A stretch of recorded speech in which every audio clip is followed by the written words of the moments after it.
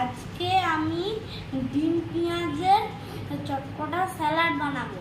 তার জন্য পেঁয়াজগুলোকে কেটে নিয়েছিলাম, তারপরে 10 মিনিট জলে ভিজতে দিয়ে দিয়েছিলাম। তারপরে পেঁয়াজগুলোকে ছাড়িয়ে নিয়েছি। এখানে এবারে মশলা দেব।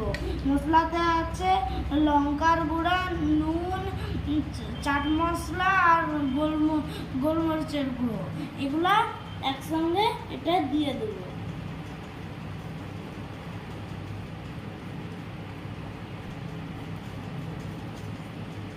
এরপর এতে লেবুর রস দিয়ে দেব।